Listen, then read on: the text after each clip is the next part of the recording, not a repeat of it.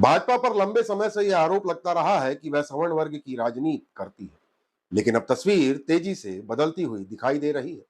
पिछले कुछ वर्षों के फैसले, राजनीतिक नियुक्तियां और प्रतिनिधित्व का ढांचा देखें तो सवाल उल्टा खड़ा होता नजर आता है।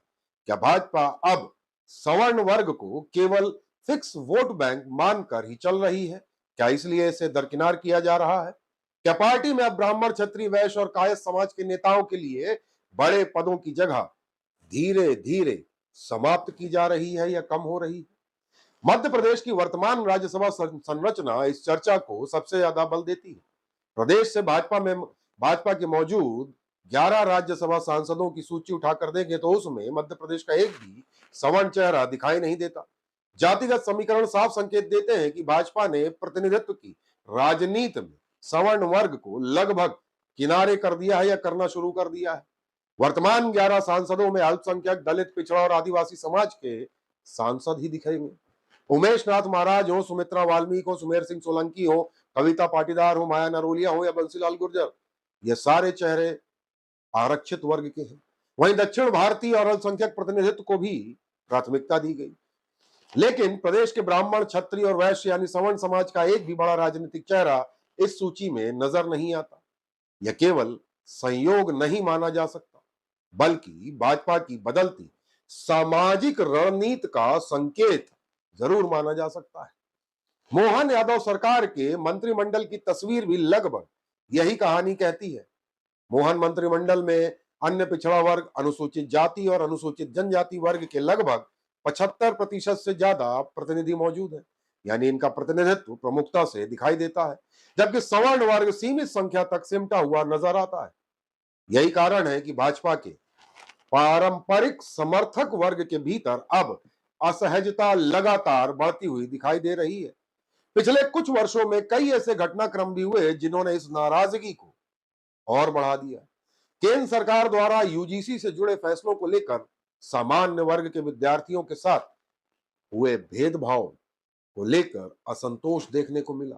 वहीं मध्य प्रदेश के आईएएस अधिकारी संतोष वर्मा द्वारा ब्राह्मण समाज की बेटियों को लेकर की गई विवादित टिप्पणी पर भी न तो राज्य की मोहन सरकार और न ही केंद्र की मोदी सरकार की ओर से कोई ऐसी सख्त कार्रवाई दिखाई दी जिसने सवर्ण समाज को संतुष्ट किया हो।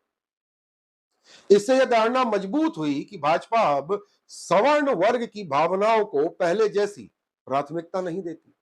सबसे बड़ा राजनीतिक सवाल यह है कि भाजपा जिस सामाजिक समीकरण पर आगे बढ़ रही है, क्या वह वास्तव में उतना मजबूत है जितना दिखाई देता है? पिछड़ा वर्ग कोई एकजुट वोट बैंक नहीं माना जा सकता। यादव वोट बैंक पर समाजवादी रणनीति का प्रभाव काफी लंबे समय से रहा है। वहीं लोधी वोट बैंक भी पूरी तरह एक दिशा में जाता हुआ दिखाई नहीं देता। काछी, कुशवाहा और पटेल समाज का समर्थन भी कांग्रेस, सपा और बसपा जैसे पार्टियों के बीच बटा हुआ नजर आता है। किरार समाज भी किसी बड़े क्षेत्र में निर्णायक रूप से केंद्रित नजर नहीं आता। इसके उलट सवर्ण वोट बैंक भाजपा का सबसे संगठित और स्थिर आधार माना जाता है। ब्राह्मण, क्षत्रिय, वैश्य और कायस्थ समाज का बड़ा हिस्सा वर्षों से भाजपा के साथ खड़ा दिखाई दिया है। राजनीतिक जानकार मानते हैं कि मध्य प्रदेश में सवर्ण मतदाता 120 से 130 विधानसभा सीटों पर सीधा प्रभाव डालने की क्षमता रखते हैं। उत्तर प्रदेश जैसे राज्य में भी सवर्ण समर्थन कमजोर पड़ना भाजपा के लिए सत्ता का रास्ता कठिन बना सकता है। वहीं यह भी सच है कि जिन क्षेत्रों में दलित और आदिवासी वोट निर्णायक भूमिका में है, वहां भारतीय जनता पार्टी बहुत मजबूत स्थिति में दिखाई नहीं दी। यानी भाजपा की चुनावी जीत की असली रीढ़ आज भी उसका पारंपरिक सवर्ण वोट बैंक ही माना जाता है। अब निगाहें आगामी राज्यसभा चुनाव पर टिक गई हैं। यदि इस बार भी भाजपा किसी सवर्ण चेहरे को राज्यसभा नहीं भेजती तो यह कहना शायद गलत नहीं होगा कि पार्टी में अब सवर्ण नेताओं के लिए बड़े राजनीतिक पद धीरे धीरे समाप्त होते जा रहे हैं। तब यह धारणा और मजबूत होगी कि भाजपा के लिए सवर्ण समाज केवल वोट देने वाला वर्ग बनकर रह गया है। प्रतिनिधित्व और सम्मान का संतुलित भागीदार इसे अब नहीं माना जा सकता। हाल ही में हुए कई राजनीतिक घटनाक्रमों को गौर से देखें तो भारतीय जनता पार्टी के नेता खुलकर आरक्षित वर्ग के समर्थन में उतरते नजर आते हैं, परंतु सवर्ण समाज की नाराजगी को लेकर खुलकर मध्य प्रदेश के भाजपा नेताओं ने तो जैसे चुप्पी साध रखी है। संतोष वर्मा जैसे मामला, यूजीसी जैसे मामले उसके उदाहरण है, जिसमें भारतीय जनता पार्टी के किसी भी पदाधिकारी ने खुलकर सवर्ण वर्ग का समर्थन नहीं किया।